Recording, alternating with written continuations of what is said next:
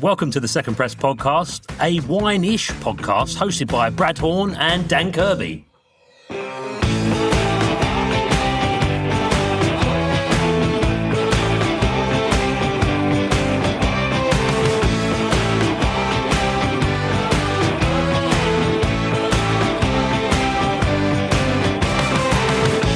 But for me, I was always interested in wine. And even when I was doing my hospitality school over 5 years, and in year 4, I had a junior sommelier exam. And I think I've never studied that hard for one exam. So I was like 17 at that stage. Hi, Dan. How are you, mate? Yes, good, mate. Yeah, good. Episode? This is episode 16. And 16. Probably going to cut this out, mate. But I've been at the dentist today. And so if my voice sounds a bit bloody weird, it's because like my gums and mouth is still numb. Anyway, should we dive into the news, mate? Yes, mate. Let's get straight into the news. So first up, we're going Harper's. Oliver Catchpole. Thanks, Oliver. Burgundy overtakes Bordeaux as the most traded region. I like this because it's interesting because I think like traded region is very different to like investable wines or very different to what like normal people are actually drinking as well. And it's like, what are people on? And I think the data here is from LiveX, which is like a trading platform. It's one of the biggest ones. They trade all over the world.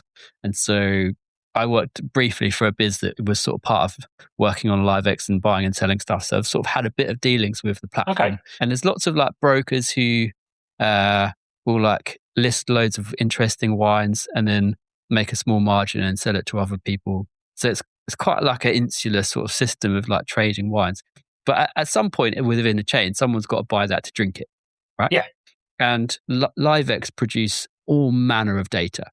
They are all over it. Yeah. Well, Sophie Gilmore wrote the report, bid offer ratio, and Burgundy hit the front now. There's so many like stats and charts you can pick up from LiveX. And so interesting because LiveX kind of built its business on Bordeaux. Burgundy's like gradually kind of been up there, and some of the super expensive stuff trades a lot. But I think like overall total volume is now more Burgundy, which is fascinating. Yeah, it's cool. More people drinking more Burgundy, do you think now, or just? I don't know. Like trading the wine doesn't necessarily correlate with what people are drinking. It's just kind of what people are speculating on in a way. Yeah. And it might just be people trading them based on like values and prices with other traders. Yeah. Like money going around in circles. Next one. Drinks retailing. Lizzie O'Regan, the Wine Society launched a specialist fine wine service.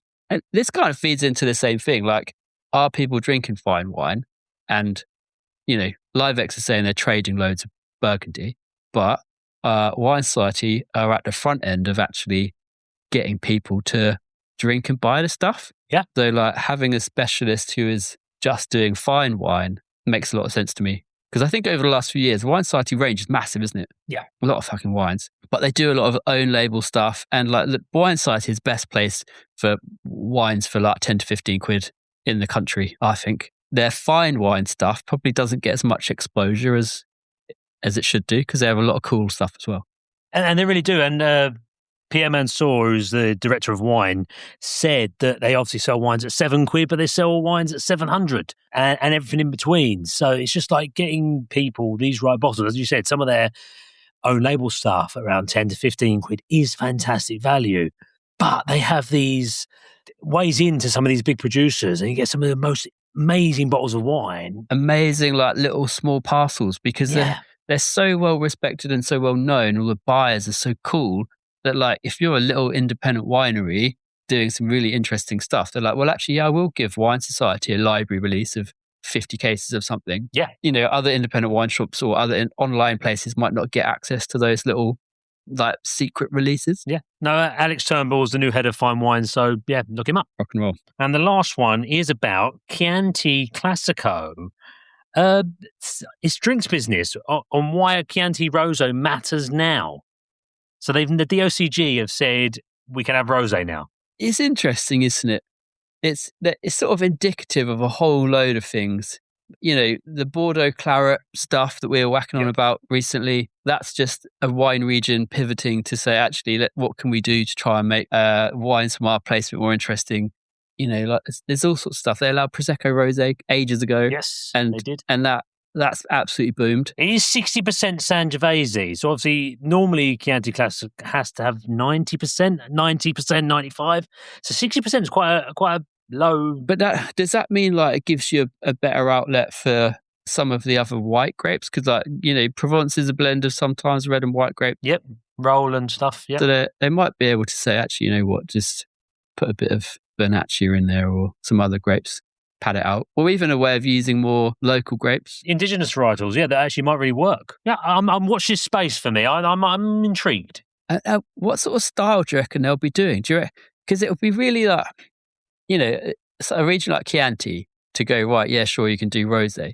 Well, it says that you can release it on the 1st of December of the harvest year. So basically, it's almost Beaujolais Nouveau. Yeah, but is it going to be like identikit, dry, pale, or is it going to be like rosés with a bit of character? Is it going to basically be like Chianti Claret? Watch this space. You never know. I'm looking forward to it. Yeah, right.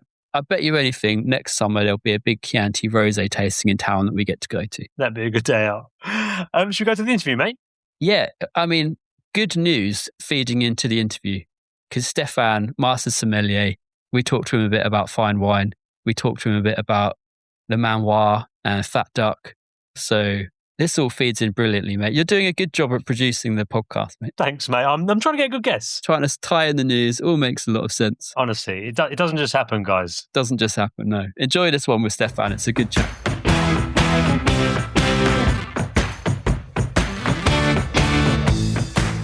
Stefan Neumann, Master Sommelier, thanks so much for joining the Second Press podcast. It's an honor to be here. Thanks for having me. No, absolutely awesome to have you, mate. Your journey, me and Dan had a little chat beforehand. It's incredible, like where you've worked, what you've done. Your journey's been pretty awesome. So where did it all start for you? Where did you start? Where did the bug hit you? Well, is a very good question. So thanks for asking that, because I sometimes don't look at my career of saying, oh, this has been incredible, this has been awesome. For me, it's more like, I just started and never really stopped. And I think that's sometimes what the world of wine is a bit about. You have this one sort of moment where you'd be like, oh yeah, I could consider this a starting point. But for me, I was always interested in wine. And even when I was doing my hospitality school over 5 years, and in year 4, I had a junior sommelier examen. I actually figured out at that time, I think I've never studied that hard for one exam. So I was like, this must have something to do with this wine thing. I really like wine. So I was 17 at that stage, so at that time. And, the legal drinking age in Austria is 16 for... Okay, that's fine, guys. 15, he was allowed to, okay. I was fully... It was legit. But I reckon what happened in a similar time frame, my dad turned 50. That was in the year 2003. So yeah, I was just 17, 18 years old. And he organized a 1953 Riesling from the Kamptal in Austria. Spectacular, well-stored bottle from the winery. It was fully covered in mold. And you'd be like, initially you were like, oh my God, what is this? And we opened it and it was magical. It was just so good. And I said to myself at that time, and I do get a picture, which I haven't yet shared on any social media, my 17 young self, and I was like, if I could make a living with drinking or selling or just working in the world of wine with wines like these, that would be just amazing. At that time, I don't care about salary. It would be just like, I will do that. Let's go. So that was the moment. Yeah, and then you obviously you stayed in Austria for a bit and worked at some great restaurants. And was it you wanted to be a somm at the start, or you didn't really know? No, I had a very strong wine interest at that time already. So when I left school in 2004, I worked for a few years and had to do my military service as well. So at that time, 9 months compulsory military service. And I decided actually, I want to work in hospitality. To the hospitality school, and I really want to focus on that, on the wine thing, and want to earn a bit of money and then do my proper sommelier course in Austria to get qualified. I worked at a couple of restaurants, Steyrek in Vienna and Steyrek in Styria, which is 2 restaurants owned by one family, and now Steyrek in Vienna is the one which has 3 stars, and the regional part of Austria isn't really covered by Michelin stars, but it would be pretty much up there. Maybe not 3-star, but it's a very, very good restaurant with their own produce, 200 lambs, many different herbs and veg in the garden. Fantastic place. And then I worked in a restaurant called Restaurant Obar, which, interesting enough, actually is closing this year after 47 years. Is run by two brothers, which they live by this rule. We only open this restaurant if one of us is here. And they were the first ones which achieved 2-star in Austria, 2 stars in Austria, 2 Michelin stars. So I worked with them for a little while until 2008, somewhere there. And then I said, I have to go to London. I just love London, and English was okay. And I was like, I need to improve my English anyway, and want to learn more about wine. The sommelier at that time, he was Alexander Koblinger. He is the first Austrian master sommelier, and sort of was my mentor at that time and helped me to get a job. And then started in Le Manoir Saison, totally surrounded by French people. So you didn't need to learn English; you had to learn French. Yeah, this is so true. So Le Manoir was your first foray into restaurants in the UK. That's a pretty cool place to start. Yeah, it was a good place. I got to be honest with you guys. I think this is, for me, it's kind of fun. When I started, I was just so desperate to get a job as a sommelier, and they were like, "Oh, we don't have a sommelier position, but we have an opening as a commis waiter." And I was like, "I take it." So I packed on my life, traveled 12 hours through Stansted Airport and Baker Street at that time, and to Haddenham and Thame with a taxi and all of it. And I was like, "Yeah, I take the job. I'm coming." So I started actually as a breakfast waiter, and I did breakfast shift for about 3 months, which in all means I'm not a morning person. I'm very nocturnal. I absolutely hated it. And knowing you, Stefan, you aren't a morning person, mate. Even at tasting, sometimes I'm like, Brad, come and see me in an hour. Let me have a coffee. So how quickly did they let you into the wine bit at the Manoir? Was it just a few months? They were like, hang on, this guy's into wine. We're just going to let him do the wine stuff. I was quite lucky there was not only a French sommelier team, there was a very lovely Czechoslovakian sommelier working there called Daniel Kupini, which runs actually a very cool wine bar now in Salzburg called Mr. Fahrenheit.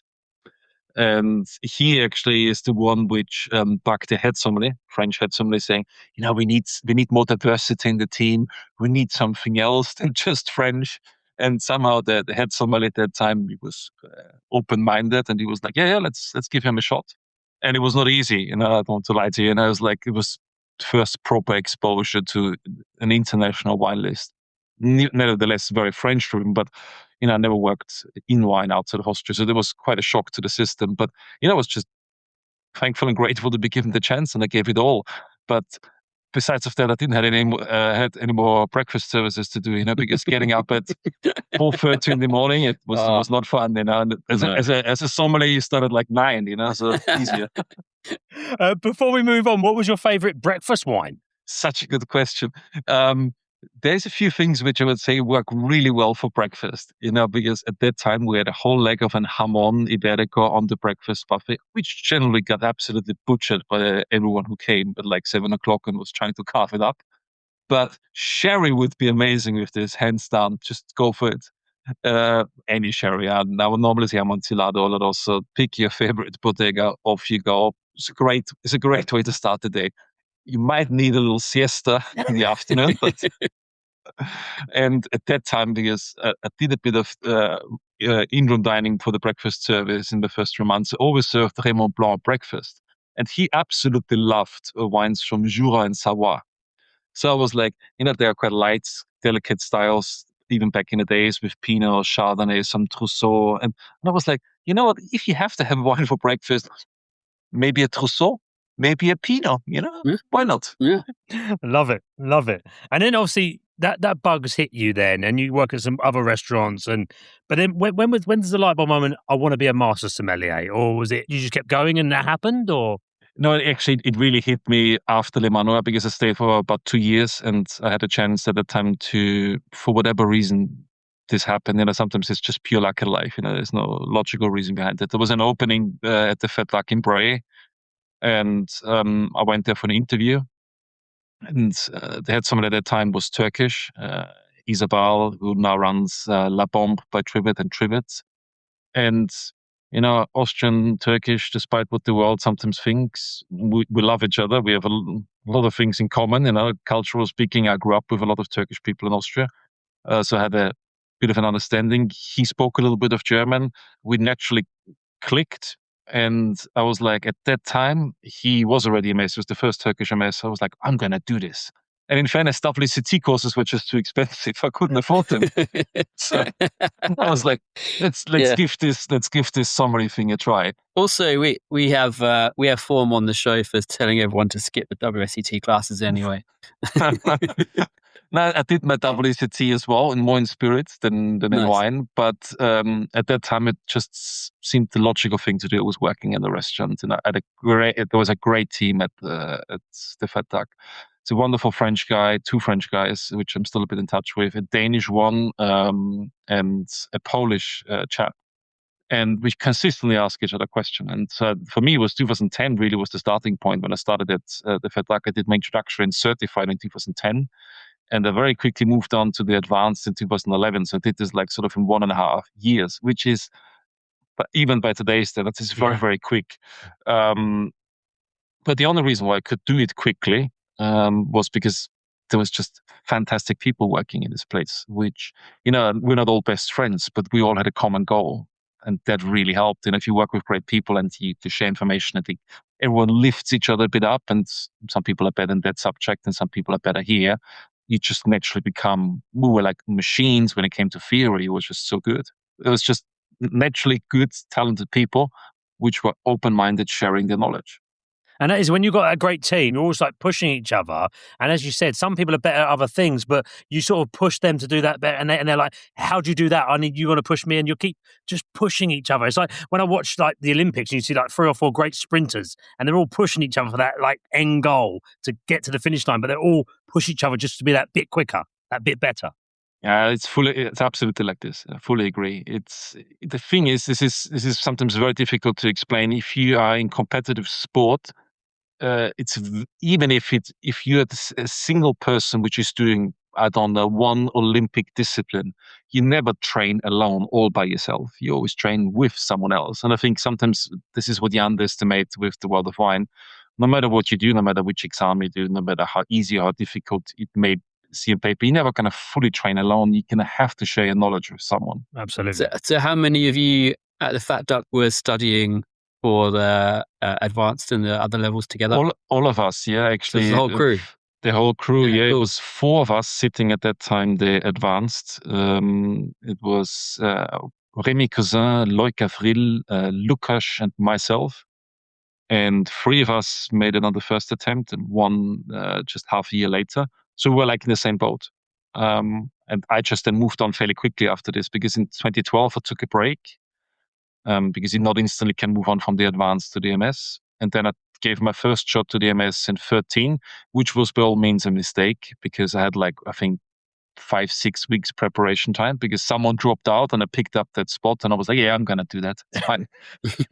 Which just resulted into an absolute disaster, but it's fine. And at that time, it was more forgiving in that nature, because it was less about percentage points as it is now. And I had a few weeks preparation time with a Portuguese master, somebody called João Pires. It was a complete car crash in 13. Then I tried again in 14. Didn't pass anything in those 2 years. And then I did in 15, 16, 17 practical first. Then I did tasting and then I did theory.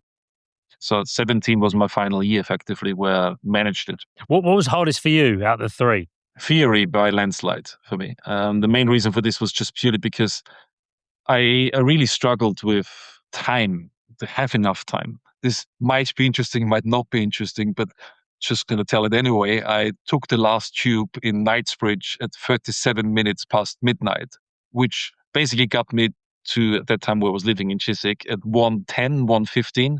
Then I got the 3 white wines out of the fridge, the 3 red wines into the fridge because it was warm, Had a shower, had a snack, tasted the wines, then checked my emails. My wife sent me, at that time, girlfriend and fiancée, now wife. So she was with me for the entire journey. She sent me the email with the results. And then I studied until 3 o'clock in the morning, theory. And then I had 6 hours sleep. And at 9 o'clock, back to work. So there was a routine for like, I don't know, months, 6-7 months. It's like, you're done with your world. But it was the only time I could really have, because doing a job, there's always someone who wants something. And I worked in hotels. I don't know, the Prince of Saudi Arabia is here and he wants, I don't know, a breakfast, and you should go there and recommend some wine. There you go. And he's not lying. I'm sure he probably served the Prince of Saudi Arabia's wine. Yeah, that's a true story. That's a true story, right there. Yeah. Love that. I had one princess, I can't say from which country, but she was quite high up there at Le Manoir Saison. And I remember at that time, we had to serve a Boulanger Vieille Française. And the assistant at that time, I was the commerce sommelier, came with the assistant. He had this great idea of decanting champagne. So he recommended it to the princess, and the princess was like, oh yeah, sure, why not?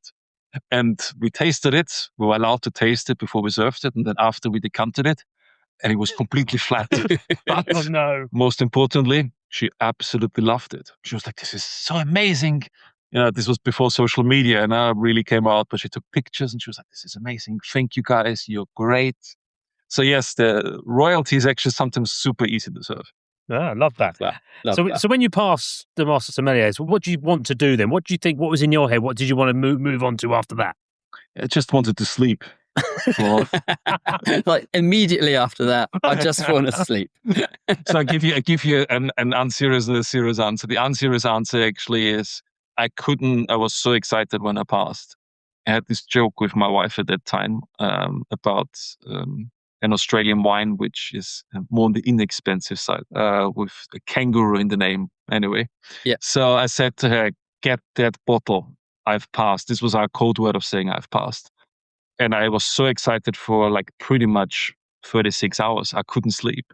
I mean, I slept like 2 hours or something like this. And the next day after I passed, my wife at that time was working for a traction company. We had speedboat tickets to have basically a speedboat experience on the River Thames, because we're testing the rides.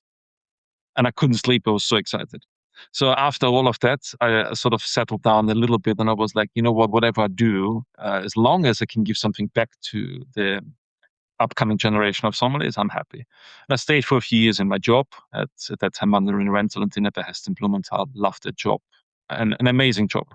And I was like, after that, I went self-employed and started working for a wine importer called Fels, where I now look after the portfolio and portfolio development and brand management.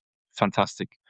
But really, the first thing which I thought when I passed is, what can I do, me as a Stefan Neumann, as a person, what can I do to support the upcoming generation? And I can't explain you quite fully why, but I just feel like, because quite a few people helped me along my journey, for me it was natural to say, I gotta give it back somehow. And then, over the years, I do now things for like the Curious Wine program with Queen Wong, where we support female MS and female MW candidates. I help people which are preparing for the advanced and the MS in my own time and do one-to-one trainings. And of course, I thought, like, because I like to talk very much like Brett, I was like, would it be great if I could travel even more the world? The world of wine opens the doors anyway, and if I could talk about wine. This sort of partly came true for me because I did things in Australia and in Canada. So Canada, like the I4C, the International Cool Climate Chardonnay Conference in Australia, a really lovely event in Margaret River where I did keynote and tasting for Cape Mentel for the 40th anniversary tasting, where it was all about Cabernet from around the world. This year, go to Croatia actually twice. Once for Sparkling Wine Festival, once for Drinjak Festival, which is an indigenous red variety from Bosnia-Herzegovina and from Croatia. So if you ask me what I really wanted to do after, was like, got to share your passion, got to share your enthusiasm which you have about wine. And so far, it's going okay. Let's see after that podcast. So obviously you've got this also wine blind tasting courses as well. What's that about, Stefan? Is that you helping people out as well? Yeah, so I do it in person, and because I was a little bit, I wouldn't say bored, but I was trying to challenge myself during COVID, so I developed an online blind tasting course, which I still sell through my website, and it's something which I felt like I developed when everyone has to sit at home. At least they can practice, and sort of recorded a lot of episodes and a lot of videos and a lot of tasting notes on there. Really practical tips how to become a better blind taster. And I thought, like, if I develop a course like this, which just helps people to understand the technique around blind tasting better, the main reason was really, again, to help an upcoming generation of somms which wants to better themselves. Absolutely. I want to ask you now about what excites you in wine right now in hospitality. What really gets your juices flowing? What really excites you? There's various different things. I mean, somehow it comes in full circle. I left Austria because I was like, I want to see what international wine is about and what wines from South Africa, Australia, New Zealand, and China taste like. And over the years, I left Austria in 2008. There's so many countries which I think are truly amazing for wine. I hosted a trip earlier this year to Australia with a group of sommeliers, and I have to say Australian wines is absolutely up there. Just fantastic with old wine materials and bush wines, and so much love and labor for which is going into some of these vineyards. I think it's fantastic to see. I really enjoy Canada as a wine country. Georgia is fantastic. And I worked with various different marketing agencies over the years together. I think Roussillon in southern part of France, Beaujolais, what's going out of this, fantastic. That's the reason why I say full circle, because what excites me now is a new project which I do for June 2027, which I've titled The Austrian Table, which is about an Austrian tasting in central London. You both will get an invite. So good. We'll be there. But it's about highlighting Austria as a wine country and different regions. I try to have 2 to 3 different producers from each region. So that will sort of result in around 30 different producers. So that excites me. Honestly, it's so difficult to answer that because for me, in the end of the day, there's beauty wherever you look. It's just a matter of perspective. Absolutely. I love that. And so as well as like what's exciting, what's your take on the current state of looking at like the fine wine side of things? Because like there's lots of chat in the on-trade about pubs, restaurants and stuff, but there's probably, I've seen less so about what's the state of kind of like finer wines. So what's your take on what's currently going on? Yeah, this is good question, because I'm still trying to figure out what's going for the last 24 Nobody months. knows. You look at the fine wine market, it hasn't been great for the last 2 or so years, potentially even longer. And I bought some wine for investments, and I said, I'm going to sell them one day, and I don't know, pay for a school fee or pay for my dream car, whatever, or buy a house. And you look at the fine wine market over the last 2 years, it hasn't been great. What I really think is going on, I think is a good level of moderation, and it's a good level of people being more mindful what they are drinking. And I think I can see this with myself as well. In my 20s, I was drinking significantly more than I drink now. And now I'm being arguably a little bit more snobbish and a bit more selective to say, when I drink, I want to drink something good. But good doesn't essentially mean expensive. It just means something which resonates with me, my palate, with the people I'm around with, what I'm cooking, the mood I am. So good has many different versions of it.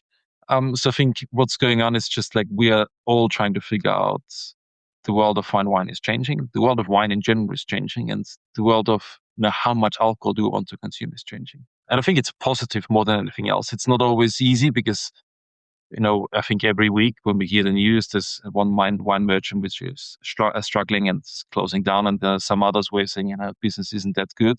But the reality is, it's a changing market. It would be very interesting if you ask me that question in 5 years' time, what we have become with the world of fine wine. But it's challenging for sure.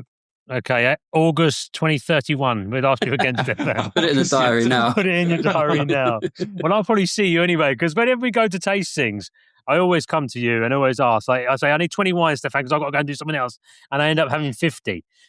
And he shows me 2 or 3, and I'm like, okay, I need to try this, and this now. And he's like, and then I always give him like a few fortifieds at the end, and that usually ends up 10 fortifieds at the end. So this is a very underrated, for me, section or category itself, fortified wine.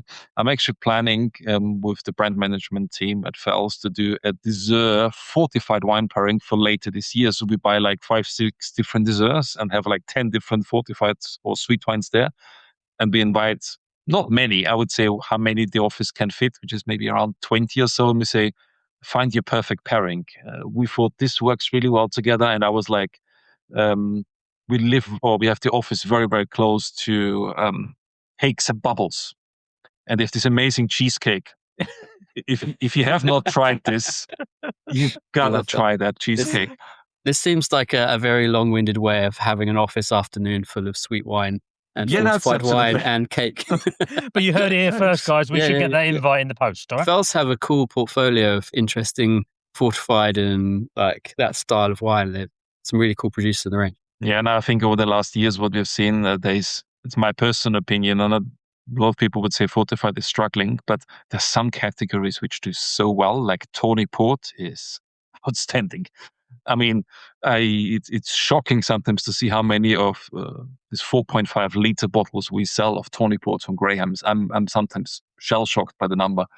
Because people realize it's amazing, and it is incredible wine. Like, it really is. And I think the value for what you're getting is absolutely outstanding. I think fortified, there's some real value to be had in that category. 100%. It does remind me of, I'm not sure if you've been Kai Meife, it's a Chinese restaurant. Former sommelier of mine used to work there, and he ordered a 4.5 liter bottle and he wanted it engraved. And I was like, sure, we can do that. And I was just thinking, out of curiosity, which dish you're going to pair with? Not that many Chinese desserts which I know which go well with port. And he was like, no, I'm engraving it with the Wi-Fi code. So we offered an engravement service, and it said Kai Meife and Wi-Fi code wasabi prawns, because it's the signature dish. You have to order a glass before they show you the code on the bottle. And you sold a fair bit of it, and God knows with which dish you paired it. It didn't matter. I'm going to move on, Stefan, to what your passions outside of wine. I think you touched on a few, but what are your passions outside of wine, if people don't know? Yeah, how long have you got? As long as you want. No, I mean, I reckon, especially over the last years, the older you get, the more you realize it's important to keep yourself fit. So I picked up, cycling and running again, arguably a little bit less running to be easy on my knees. And there's something which I love doing, and I can do it actually literally because I'm sitting in sort of my home office here, and I look out of the window, and there's sort of, let's call it for a moment, a Japanese-inspired garden style with some wooden frames. And I put my gymnastic rings out there. And it's an amazing exercise to do. So I love doing exercises like this. Long walks, cycling, gymnastic rings, bit of swimming. I'm a very happy person. So that's like, sport is something so important. So trying to keep fit, utterly important. So I love to do that. And if you want, I can invite you for a gymnastic ring session. You're going to hate yourself for about 3 days. Do that in person after a blind wine tutorial. And it's like the end of the session is like, right, hop on the rings and away you go. Yeah. It's an amazing sport. And it's an amazing sport. And still a bit wine related, but it's more with wine related products, which I do. I love to be a little bit creative with artwork. So I, for example, created my spirit bar out of wine boxes, corks, and labels. And recently, someone brought me a bottle of Luce, a 20-year anniversary edition. So I actually smashed the empty bottle of Luce, put it in a picture frame with an epoxy resin, and it's like sitting now in this picture frame, so a smashed bottle. Okay, so bit of an artist, Stefan. Yeah, trying to be a bit more creative, because I can see there's a bit of artwork with all of you there in the background, and I always feel like it's a bit of a shame throwing labels away, corks away, and you can always create something out of this.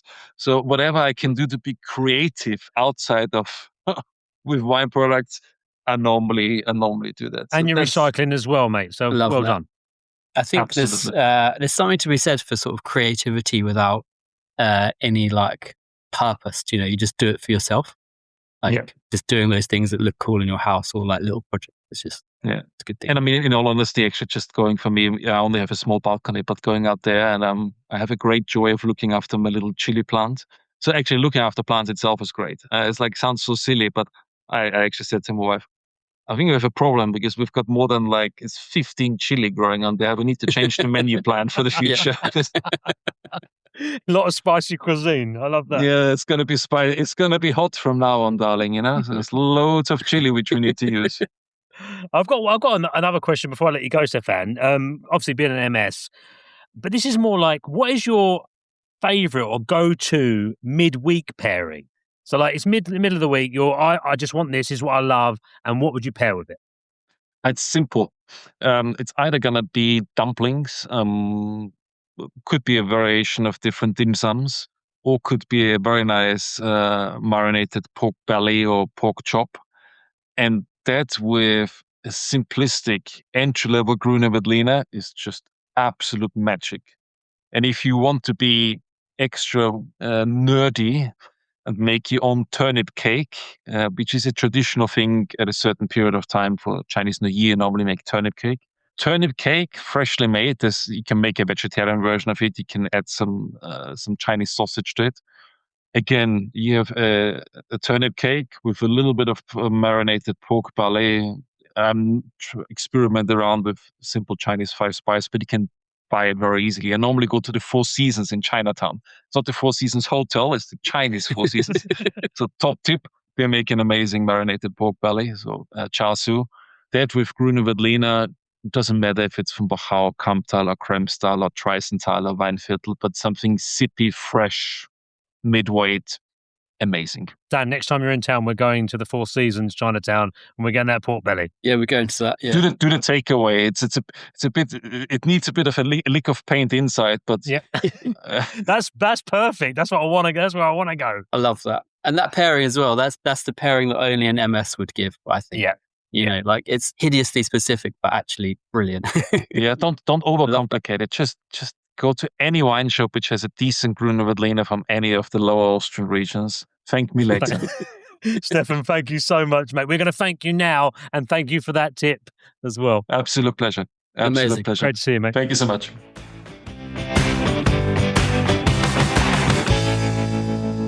Oh, that was great. Really good fun. Yeah, it's a good chat. I like Stefan. He's like I said in the interview, like there's only a few things that an MS would say. You know, some of the answers he's given, like classic MS answers, like really specific wine pairings, like really specific wine stuff. Yeah, just a good guy. Yeah. Really is. What have you been up to, mate? Oh, this week, well, you and me both had a bit of a holiday this week. We did. Just like Liam and Noel, we were both up on the Norfolk coast, but we didn't actually cross paths at any point. No. You were there with the fam, I was there with my partner, and didn't actually get to see each other.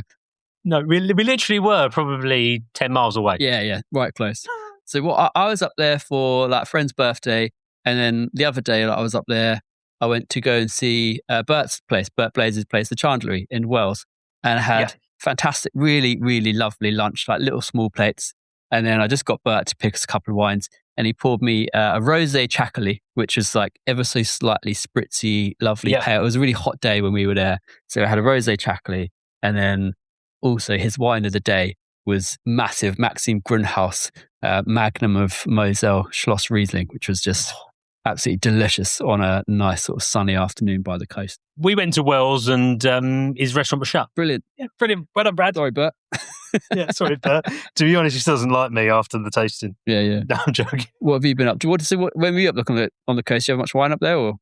I just bought some stuff, had some nice bottle of Rosé Night Timber, 2016 champagne from Moet was nice, and just a few bits and pieces. It was nice just to relax, and the weather was awesome up there. Such a good week for a holiday on the coast. Such a good week.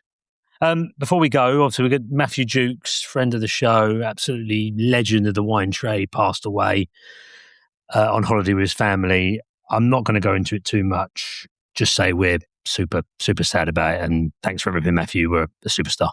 Bye, guys. See you next week.